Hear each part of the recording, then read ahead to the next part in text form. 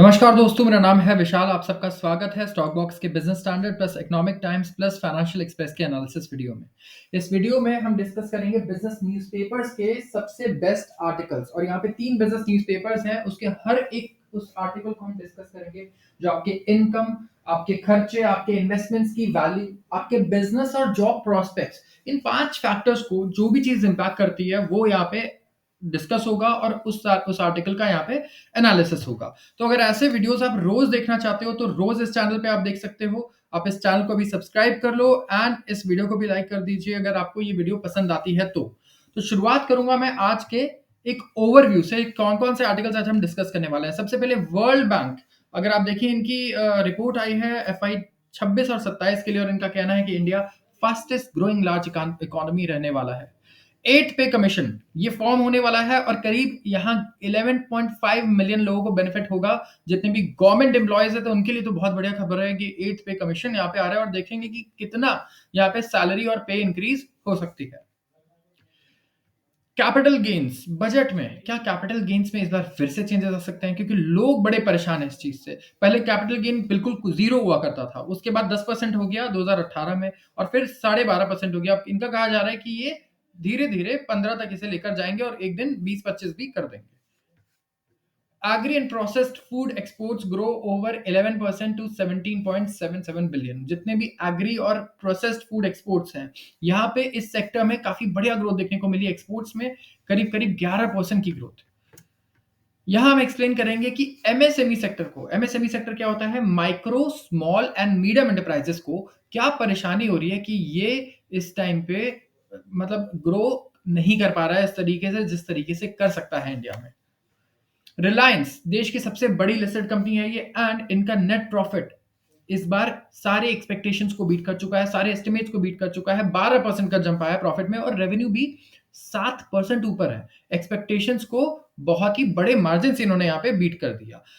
Clean energy sector ने एक case यहाँ पे दिया है गवर्नमेंट को। बेसिकली इन्होंने एक केस अपने लिए बनाया है कि हमारे लिए नेशनल काउंसिल होना चाहिए। इंटरस्टेट ट्रांसमिशन जो है एनर्जी का, एक स्टेट से दूसरे स्टेट, यहाँ पे ये चीजें थोड़ी और सिंपल और इजी होनी चाहिए। यहाँ पे कॉस्ट को भी कम करना चाहिए। तो this is the case they have made and ये गवर्नमेंट को प्रेजेंट करेंगे। हिंडनबर्ग, काफी सारी रिपोर्ट्स इनकी आई थी अडानी के ऊपर, एलिगेशंस आए थे, अडानी के शेयर्स काफी क्रैश भी हुए उसके बाद, एंड काफी डिस्कशन, काफी ट्रेंडिंग रहा है हिंडनबर्ग इंडिया में। लेकिन अब ये फाइनली अपने ऑपरेशंस को डिसबैंड कर चुका है। Banks plan to move apex court for ways to lend against properties. अब क्या है कि सुप्रीम कोर्ट एक नया रूल लेकर आया जिसकी वजह से बैंक्स को परेशानी होने लगी कि वो लोन अगेंस्ट प्रॉपर्टी प्रॉपरली नहीं कर सकते, क्योंकि यहाँ पे सुप्रीम कोर्ट ने कुछ कंडीशंस डाल दी कि यहाँ पे आपको ऑक्यूपेंसी सर्टिफिकेट ये चीज लानी होगी अगर आप किसी भी प्रॉपर्टी के अगेंस्ट लोन देना चाहते हैं। तो यहाँ पे ये एक इंपॉर्टेंट चीज रहने वाला है। अब आते हैं, हम डिस्कस करते हैं सबसे पहला article, India to stay fastest growing large economy. India सबसे फास्टेस्ट ग्रोइंग लार्ज इकोनॉमी रहने वाला है। वर्ल्ड बैंक ने थर्सडे को जो ग्रोथ फोरकास्ट है ना इंडिया के लिए, इसको अनचेंज रखा है। मतलब इन्होंने चेंज नहीं किया, जो पहले था वही रखा है, और इन्होंने रखा है ऊपर 6.7% का रखा है। तो ज्यादातर इकोनॉमिस्ट और बैंक्स अगर आप देखोगे ना, ब्रोकरेजेस एक्सपेक्ट कर रहे हैं 6.4%, 6.5%। ये 6.7% का इन्होंने रखा है FY 26 के लिए वर्ल्ड बैंक ने। एंड यहाँ पे आप देखिए कि fastest growing major economy for the next 2 years तो इंडिया ही रहने वाला है। सर्विस सेक्टर एक्सपेक्टेड है कि सस्टेन एक्सपेंशन एंजॉय करेगा, मैन्युफैक्चरिंग एक्टिविटी स्ट्रेंथन होगी, एंड गवर्नमेंट के इनिशिएटिव्स एनहांस करेंगे हमारी लॉजिस्टिक्स इंफ्रास्ट्रक्चर को, एंड इंप्रूव करेंगे बिजनेस एनवायरनमेंट को थ्रू टैक्स रिफॉर्म्स के थ्रू। इन्होंने कहा है अपने flagship global economic prospects report में। तो ग्लोबल इकोनॉमी प्रोजेक्टेड है वर्ल्ड बैंक के हिसाब से 2.7% का ग्रोथ अचीव करेगी 2025 और 2026 में भी। जो 2024 का जो पेस था सेम वही होगा। यहाँ पे इंटरेस्ट रेट्स, वर्ल्ड बैंक भी यहाँ पे अज्यूम कर रही है कि इन्फ्लेशन और इंटरेस्ट रेट्स दोनों डिक्लाइन करने चाहिए, और जो ग्रोथ डेवलपिंग इकोनॉमीज में है वो भी करीब 4% रहेगी ओवर द नेक्स्ट 2 इयर्स। जो नेक्स्ट 25 ईयर्स हैं यहाँ पे ये टफ रहने वाले हैं, टफेस्ट लॉग रहेगा डेवलपिंग इकोनॉमीज के लिए। लास्ट 25 साल से ज्यादा टफ अगले 25 साल होंगे, कहना है इंदमित गिल का, जो वर्ल्ड बैंक के चीफ इकोनॉमिस्ट है। ज्यादातर जो फोर्सेस हैं जिन्होंने एड किया था अपने राइज में, वो डिसिपेट हो चुके हैं। हेडविंड्स है, हाई डेट है इस टाइम पे पूरी दुनिया भर में। आप देखिए उधार बहुत है कंट्रीज पर, इन्वेस्टमेंट भी वीक है। आप ये भी देखिए कि पैसा जो as an investment overall FDI अगर आप देखेंगे तो ग्लोबली भी डेटा बड़ा वीक है। डेवलप्ड कंट्रीज इन्वेस्टमेंट नहीं कर रही है दूसरी कंट्रीज में, ओवरऑल अपनी कंट्रीज में ही इन्वेस्ट कर रही है। प्रोडक्टिविटी ग्रोथ ज्यादा है, एआई के आने की वजह से तो और हो गया, जिसकी वजह से क्या हो रहा है, एम्प्लॉयमेंट कम हो रही है। राइजिंग कॉस्ट है, क्लाइमेट चेंज का एक बहुत बड़ा फैक्टर है। तो डेवलपिंग इकोनॉमीज को एक नया प्लेबुक चाहिए कि वो डोमेस्टिक रिफॉर्म्स कर पाए और प्राइवेट इन्वेस्टमेंट को कैच कर पाए, अट्रैक्ट कर पाए, डीपन करें अपने ट्रेड रिलेशंस और प्रमोट करें efficient use of capital, talent and energy. तो ये अगले 25 साल ज्यादा चैलेंजिंग रहने वाले हैं पिछले 25 साल से, ये कहना है इनका। जो मल्टीलैटरल लेंडर है उसने कहा कि इंडिया का जो प्राइवेट कंजम्पशन ग्रोथ है ये बूस्ट होगा। यस, इनका कहना है कि हमारा लेबर मार्केट स्ट्रांग होगा, मतलब इंप्लॉयमेंट बढ़ेगी, क्रेडिट भी एक्सपैंड होगा, मतलब लोन्स भी ज्यादा बटेंगे और इन्फ्लेशन भी घटेगा, जिसकी वजह से क्या इन्हें लग रहा है कि हमारा कंजप्शन भी इंक्रीज होगा। तो वर्ल्ड बैंक हमारे लिए तो पर्सनली काफी बुलिश है। मैं कंट्री की बात नहीं कर रहा हूँ, लोगों की बात कर रहा हूँ। तो लग रहा है इंडिया में एम्प्लॉयमेंट इंक्रीज होने वाली है और हमारा जो ओवरऑल क्रेडिट है ये भी एक्सपैंड होगा, मतलब वापस से मार्केट में मैं कहूंगा लिक्विडिटी अच्छी आएगी, इंटरेस्ट रेट्स भी गिरेंगे और कंजम्पशन हमारा बढ़ेगा। तो गवर्नमेंट कंजम्पशन ग्रोथ जो है वो कहीं ना कहीं कंटेन्ड है। ओवरऑल इन्वेस्टमेंट ग्रोथ भी स्टडी रहने वाला है, जहां प्राइवेट इन्वेस्टमेंट बढ़ रहा है और कॉर्पोरेट बैलेंस शीट्स भी हेल्दी है इस टाइम पे। इंडिया में फाइनेंसिंग कंडीशंस भी आगे बढ़िया होने वाले हैं क्योंकि ब्याज दर भी घटने वाले हैं। तो इंडिया का ग्रोथ, इसीलिए इनका कहना है कि ये डीएक्सलेट हुआ 6.5 पे गया 8.2 से। तो इन्वेस्टमेंट में कहीं ना कहीं स्लो डाउन था, मैन्युफैक्चरिंग ग्रोथ में थोड़ा सा स्लो डाउन था, लेकिन प्राइवेट कंजम्पशन के दम पे अब देखिए कि जो रूरल एरिया से स्पेसिफिकली आया है, गांव देहात के एरिया में प्राइवेट कंजम्पशन बहुत बढ़िया हुआ है इस बार, एंड जिसकी वजह से हमें देखने को मिलेगा कि काफी बढ़िया हम लोग आगे अर्बन अगर इंप्रूव कर जाए तो अचीवमेंट्स कर पाएंगे in terms of growth, in terms of consumption and in terms of manufacturing growth भी। आते हैं अगले आर्टिकल पे। अब बात है ये एथ पे कमीशन की। एथ पे कमीशन फॉर्म हुआ है, करीब यहाँ 11.5 मिलियन लोगों को बेनिफिट होगा, मतलब 1.15 करोड़ लोगों को बेनिफिट होने वाला है। मोदी ने थर्सडे को अप्रूव किया है setting up of eighth pay commission to recommend the norms for pay and pension increments for 10 years. 10 साल का जो नॉर्म्स है और पेंशन इंक्रीमेंट्स है ये beginning January 2026। Central government employees and pensioners, ये सारे, मतलब इन सबको ये चेयर करने वाला है। करीब यहाँ पे 1.15 करोड़ लोग हैं जो अफेक्ट होंगे इससे। तो अनाउंसमेंट जो है दिल्ली असेंबली इलेक्शंस के हेड ये आया है फरवरी 5 में, और ये एंड करेगा अनसर्टेनिटीज को अबाउट न्यू पे कमीशन फॉलोइंग 7th पे पैनल। तो जो चीफ सजेशंस हैं that the decadal exercise should be stopped in favor of annual increments similar to private sector। तो सबसे पहला सजेशन तो ये है कि ये जो 10 साल में आप कर रहे हो ना इंक्रीमेंट, सबसे बढ़िया है आप ये करो कि आप एनुअल कर दो इंक्रीमेंट्स को, जैसा कि प्राइवेट सेक्टर करता है, वो बेटर रहेगा। जब ये डिसीजन अनाउंस होगा तो जो इन्फॉर्मेशन और ब्रॉडकास्टिंग मिनिस्टर हैं अश्विनी वैष्णव, उन्होंने कहा कि जो चेयरमैन और 2 लोग हैं वो उनका भी नेम किया जाएगा, उन्हें वो अभी अपॉइंट हो जाएंगे और सफिशिएंट टाइम है। तो यहाँ पे पैनल जो है, यहाँ पे जो पे पैनल ड्यूस सैलरी हाइक्स है, इससे मैसिव बूस्ट मिल सकता है कंजम्पशन को, इनका कहना है।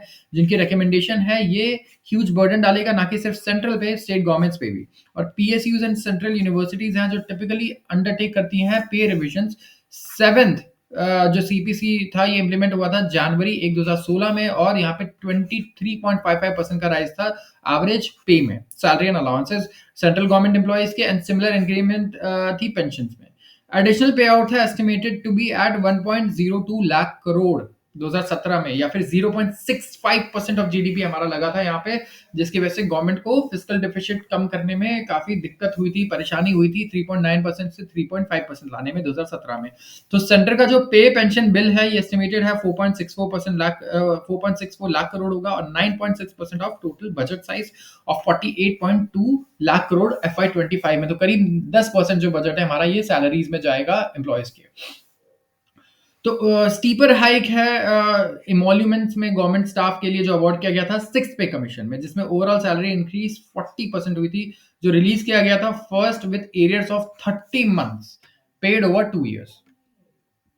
तो 7th पे कमीशन के जो इनिशियल डिसबर्समेंट्स हैं with payment of only 6 month arrear आएंगे। तो अवार्ड जो होगा रिलेटेड होगा 8th पे कमीशन से, is unlikely to affect the fiscal matrix in FY 26।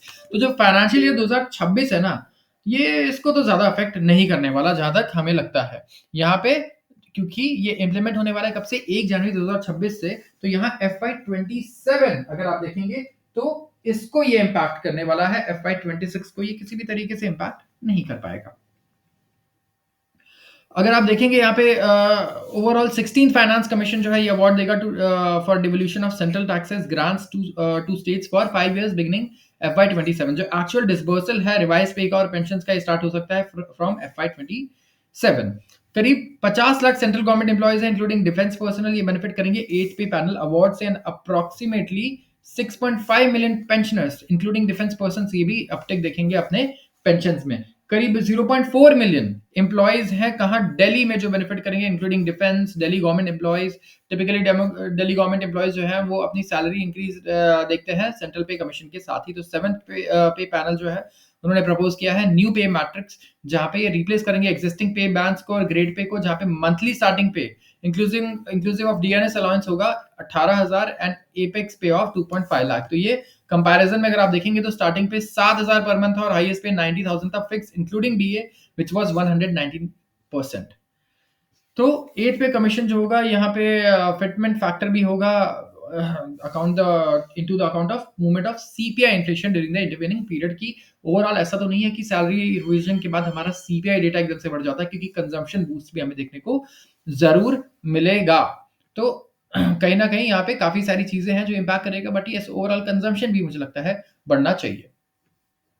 Capital gains the next big thing, FY 2025 budget एक मेजर रिवीजन है जो एम करेगा at simplifying tax structure and ease of compliance, focus on overall of capital gains tax regulation. तो ये जो changes हैं इसमें involve होता है modification of tax rates, duration of holding period for categorization, short term and long term capital gains and indexation benefit जो remove कर दिया गया था कैपिटल एसेट ट्रांसफर ऑन और आफ्टर जुलाई 23 2024। तो काफी सारी चीजें लास्ट बजट में आई थी, जैसा आपने देखा जैसे कि यहाँ पे कैपिटल गेन्स का ओवरऑल हुआ, मॉडिफिकेशंस हुए टैक्स रेट्स में, duration of holding period categorization के लिए शॉर्ट टर्म लॉन्ग टर्म में, इंडेक्सेशन बेनिफिट के बारे में आपने पढ़ा था कि रिमूव हो गया था ये। एंड ओवरऑल अब बजट आ रहा है तो करंट स्टेटस और रैशनल हम देखते हैं कि प्रेजेंट और न्यू पाथ क्या है फ्यूचर कैपिटल गेन्स का। तो कैपिटल गेन्स टैक्स जिनको नहीं पता होगा मैं बता देता हूँ। अगर आप कोई भी एसेट खरीदते हैं ना और फिर उसको बेच देते हैं, तो क्या है, अगर आपने जमीन ली 10 लाख में, बेच दिया 20 लाख में, तो 10 लाख का आपको प्रॉफिट हो रहा है। तो 10 लाख का प्रॉफिट जो है वो होता है कैपिटल गेन्स, ठीक है, और इस पर लगता है कैपिटल गेन्स टैक्स। तो कभी भी आप कोई एसेट खरीदते हैं लॉन्ग टर्म शॉर्ट, कोई शेयर बाजार में शेयर खरीदते हैं, जमीन खरीदते हैं, कोई भी चीज खरीदते हैं लॉन्ग टर्म या शॉर्ट टर्म में, अगर आप उसको बेच देते हैं तो आपको कैपिटल गेन्स होता है, उस इनकम को कैपिटल गेन्स कहा जाता है और उस पर कैपिटल गेन्स टैक्स लगता है। तो जो करंट स्टेटस और रैशनल है, जो होल्डिंग पीरियड है ऑल कैपिटल एसेट्स का रिड्यूस हुआ है टू 12 और 24 months to turn long term except holding period for business undertaking. इसके अलावा कोई क्लैरिटी नहीं है on year of taxability of capital gain in case of contingent consideration, जैसे कि क्या ये टैक्सेबल होना चाहिए ईयर ऑफ ट्रांसफर में जब आप ट्रांसफर करें कैपिटल एसेट को, या फिर अगर मुझे लेट्स से मैंने इस साल ही जमीन ट्रांसफर कर दी लेकिन पैसा अगले साल मिल रहा है तो टैक्सेबल ये अगले साल होना चाहिए, ये कब होगा, ये भी एक राइटर कह रहे हैं कि बड़ा सवाल है। इसके अलावा लिस्ट ऑफ इन्वेस्टमेंट इंस्ट्रूमेंट्स जो 54 EC में आते हैं, रिलैक्सेशन जहां मिलता है कैपिटल गेन टैक्सेशन से, वहां पे सिर्फ बॉन्ड्स हैं issued by NHAI या फिर REC और एनी अदर बॉन्ड दैट में बी नोटिफाइड। जो हाइक है टैक्स रेट में शॉर्ट टर्म कैपिटल गेन्स में लिस्टेड सिक्योरिटीज का फ्रॉम 15 to 20% इंपैक्ट करता है इन्वेस्टर्स और ट्रेडर्स को, और इवन जो अनलिस्टेड बॉन्ड्स हैं वो भी हेल्ड है फॉर ओवर 24 मंथ्स, इनका ट्रांसफर जो है still treated as short term capital gains. तो अगर आपके पास अनलिस्टेड बॉन्ड्स हैं, आपने बाय कर रखे हैं, और अगर 24 मंथ से कम में अगर आपने बेच दिया तो वहां पे फिर भी शॉर्ट टर्म कैपिटल गेन लग जाता है, और शॉर्ट टर्म कैपिटल गेन भी बढ़ गया है, 20% हो गया है। तो विश लिस्ट यहाँ पे दी है, राइटर ने विश लिस्ट डाला है कि क्या क्या चीजें होनी चाहिए। सबसे पहले तो 50B को आप अमेंड कर दो और होल्डिंग पीरियड को 24 महीने पे ले आओ रिड्यूस करके। दूसरा, क्लैरिटी दो, स्टार्टअप सेक्टर को अगर आप बूस्ट करना चाहते हो तो अप्रोप्रिएट प्रोविजंस होने चाहिए जिसमें इंट्रोड्यूस किया जाए कि आप क्लैरिफाई करो कि जो कैपिटल गेन्स टैक्सेशन है ये किस साल यहाँ पे टैक्सेबल होगा, एप्लीकेबल होगा, जहां पे कंटीजेंट कंसिडरेशन ड्यू है। ओरिजिनल टैक्स रेट जो 15% था इसको वापस लेकर आने की बात चल रही है लिस्टेड सिक्योरिटीज पे। एंड इंस्ट्रूमेंट्स जैसे कि क्या म्यूचुअल फंड्स जहां पे अंडरलाइंग इन्वेस्टमेंट होती है इंफ्रास्ट्रक्चर सब सेक्टर्स में, उसे भी 54 इसी के लिस्ट में लाना चाहिए। इसके अलावा अनलिस्टेड शेयर जो है प्रमोटर्स के अगर ट्रांसफर होते हैं under OFS and IPO to 1 year, वहां पे होल्डिंग पीरियड को रिड्यूस किया जाए। प्रोवाइड किया जाए एक्सेप्शन सॉवरेन वेल्थ और पेंशन फंड्स को new treatment of capital gains और अनलिस्टेड डिबेंचर्स में। मतलब जितने भी sovereign wealth fund pension funds है ना, अबू धाबी का फंड है और दूसरी बहुत सारी कंट्रीज है, उनके पेंशन फंड्स और बड़े बड़े फंड्स ना इंडिया में शेयर बाजार में इन्वेस्ट करते हैं। तो राइटर कह रहे हैं अब इनको भी थोड़ा सा एग्जाम्पशन दो, ठीक है, इनके लिए एक्सेप्शन क्रिएट कर दो कि अच्छा इन पे शॉर्ट टर्म कैपिटल गेन कम लगेगा या कुछ बेनिफिट्स इन्हें आप दो। तो ये सारी रिकमेंडेशन है इनकी इस आर्टिकल में। आते हैं अगले आर्टिकल में, agri and processed food exports grow over 11% to 17.7 billion. अच्छा, एग्री एंड प्रोसेस्ड फूड्स यहां पे बहुत बढ़िया ग्रोथ हमें दिखाई दे रही है, करीब 11% की ग्रोथ हुई है। 17.7 बिलियन डॉलर का हमने ग्रोथ इस बार अचीव यहाँ पे एक्सपोर्ट्स अचीव किया है। तो एग्रीकल्चरल और प्रोसेस्ड फूड प्रोडक्ट्स यहाँ पे 11% की ग्रोथ दिख रही है year on year to 17.77 billion dollars in April to December of current financial year. मतलब ये बात हो रही है लास्ट 9 मंथ्स की, जब गवर्नमेंट ने रिमूव किए most of restrictions on rice shipments पे रेस्ट्रिक्शंस थे जो गवर्नमेंट ने क्या किया है, रिमूव किया है। तो अकॉर्डिंग टू ऑफिशियल डेटा अगर आप चेक करते हैं तो rice exports first 9 month of FY25 में इन्होंने इंक्रीमेंट देखी है 19% की टू 8.72 बिलियन डॉलर्स। तो पहले ही 9 महीनों में 19% इंक्रीमेंट आई है ग्रोथ में compare to 6.44 billion in the same period last fiscal. By September last year जो गवर्नमेंट है रिमूव किया इन्होंने वर्चुअली सारे कर्व्स को, जैसे कि मिनिमम एक्सपोर्ट प्राइस था कि आप इससे कम में एक्सपोर्ट नहीं कर सकते हो राइस को। नहीं तो क्या हो रहा था कि इंडिया में ना चीजों के दाम बढ़ जाते हैं। मतलब आप क्या करोगे, आप देखोगे यार फॉरेनर जो है मुझे ये चीज मेरे से 200 रुपए किलो में खरीद रहा है और इंडिया में बेचूंगा 40 रुपए में, तो क्यों ना मैं उनको ही बेचूं। तो गवर्नमेंट ने क्या किया कि भैया ऐसा नहीं होगा, देखो सबसे पहले तो ठीक है, यहाँ पे इंडिया में चावल के दाम बढ़ जाएंगे क्योंकि यहाँ की सप्लाई जो है फॉरेन चली जाएगी और यहाँ पे कम बचेगा। तो हम ये तो नहीं होने देंगे, सबसे पहले हम अपना पेट भरेंगे, उसके बाद बाकी देशों में हम एक्सपोर्ट करेंगे अपने फूड और एग्रीकल्चर प्रोडक्ट्स। तो इसीलिए एक्सपोर्ट रेस्ट्रिक्शंस लगाए जाते हैं जितनी भी एग्रीकल्चरल कमोडिटीज होती है। तो ऐसा नहीं कि आप सारा का सारा वहां जाके एक्सपोर्ट कर दो, देखना हो कि इंडिया में इस बार कितना प्रोडक्शन हुआ है, इंडिया में हम अपनी पॉपुलेशन को फीड कर पाएंगे सही दाम पर या नहीं।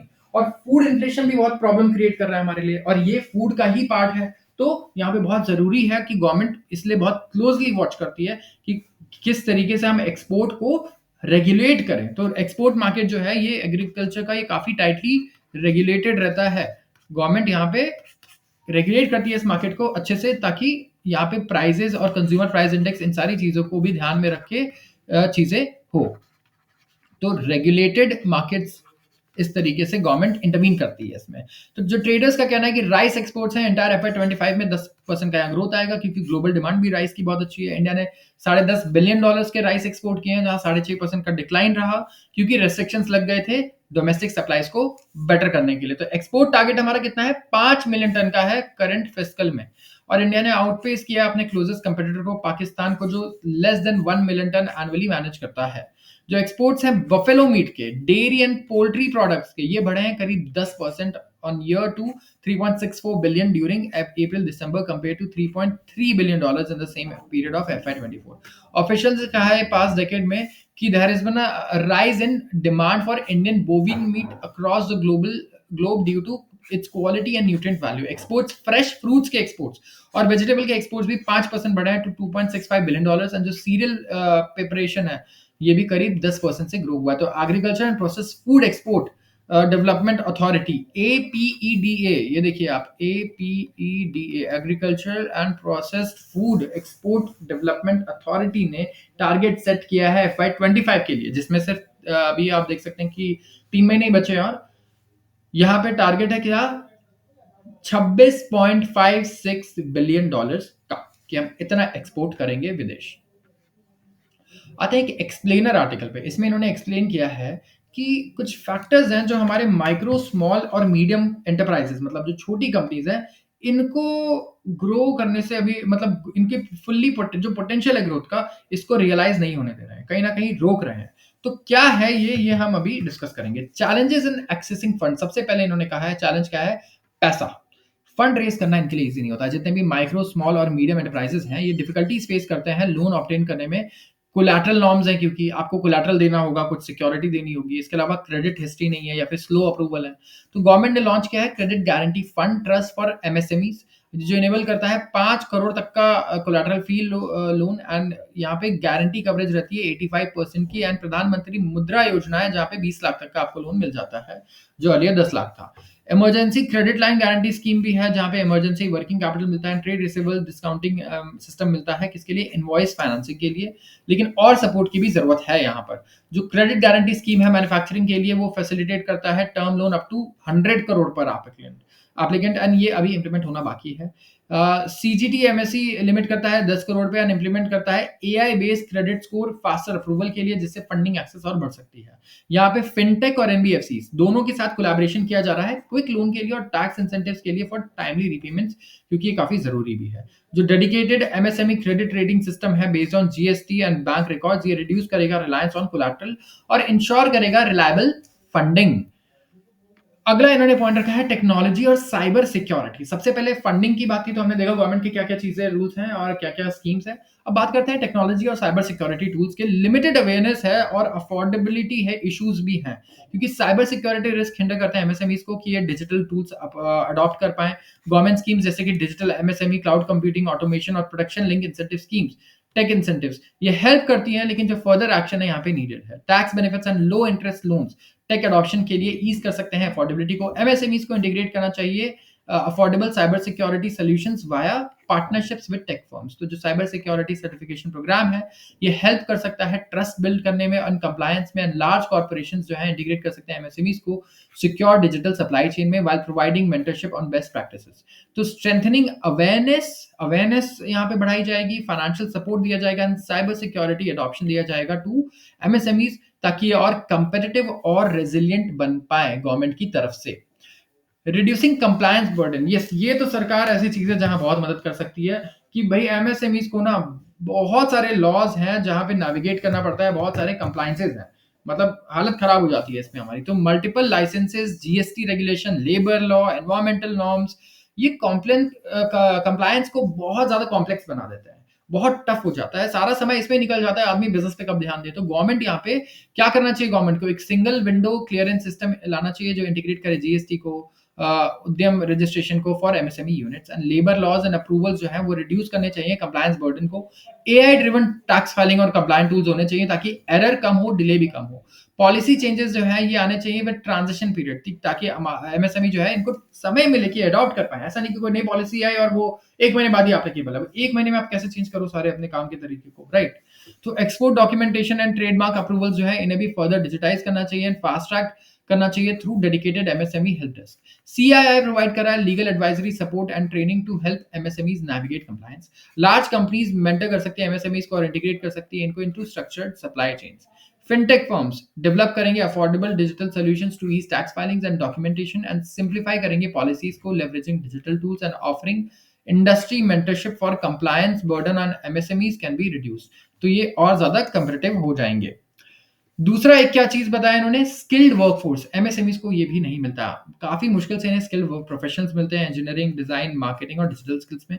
और जो स्किल इंडिया मिशन है और प्रधानमंत्री कौशल विकास योजना है, इसमें गवर्नमेंट हेल्प करेगी कि ट्रेन करे यूथ को इंडस्ट्री रेलेवेंट स्कीम में और एक्सपैंड करेगी सेक्टर स्पेसिफिक ट्रेनिंग प्रोग्राम्स जो अलाइन होते हैं विद नीड्स ऑफ एमएसएमईज। जो गवर्नमेंट है ऑफर कर सकती है टैक्स इंसेंटिव्स टू एमएसएमईज जो प्रोवाइड करता है apprenticeship and on the job training. तो इससे वर्कफोर्स डेवलपमेंट जो है ये और वाइबल भी हो जाता है। एमएसएमईज कोलैबोरेट कर सकते हैं with industrial training institutes and skill centres to build a study pipeline. यहाँ पे ट्रेन टैलेंट का स्टडी पाइपलाइन होना चाहिए और एनकरेज करना चाहिए इन्हें digital learning platforms like Coursera, Udemy, LinkedIn learning, ताकि एम्प्लॉयज भी अपडेटेड रहें। और national MSME skill registry connect कर सकती है एमएसएमईज को with train professionals insuring a more skill and stable workforce.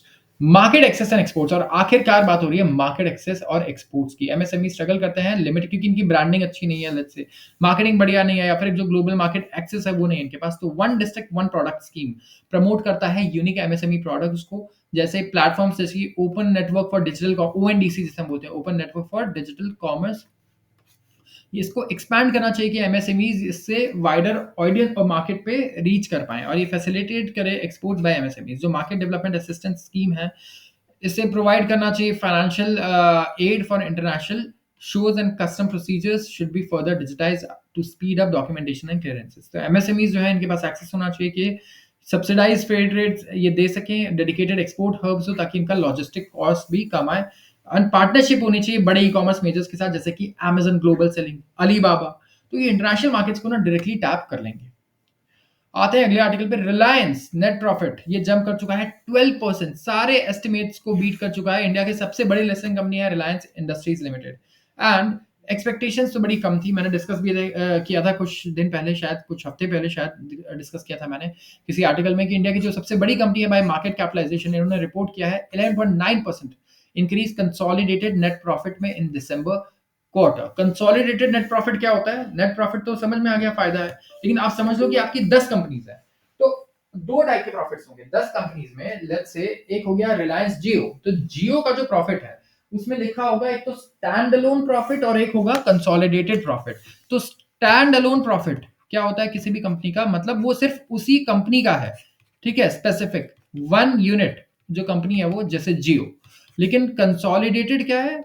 जो ग्रुप ऑफ कंपनीज है जो इसके अंडर आती हैं वो उनके प्रॉफिट की बात चल रही है। तो यूनिट जियो जैसे यहाँ पे एग्जांपल हो गया जियो, लेकिन कंसोलिडेटेड में क्या होगा? रिलायंस इंडस्ट्रीज मतलब Jio plus retail plus oil plus textile सब मिला करके है। तो यहाँ पे energy retail and digital services unit सबने एनालिस्ट के एस्टिमेट्स को बीट किया है। कंसोलिडेटेड प्रॉफिट रहा है करीब 21,804 करोड़, जो पहले 19,488 करोड़ था। Net profit attributable to owners companies ये बढ़ा है 7% टू 18,540 करोड़। ब्लूमबर्ग का जो सर्वे था उसमें कहीं कहीं 18,326 करोड़ प्रॉफिट की बात हुई थी। रेवेन्यू फ्रॉम ऑपरेशन 7% बढ़े हैं, 2.43 लाख करोड़ हो चुके हैं, एंड कंसोलिडेटेड एबिटा भी बढ़ा है और हो गया है 48,003 करोड़।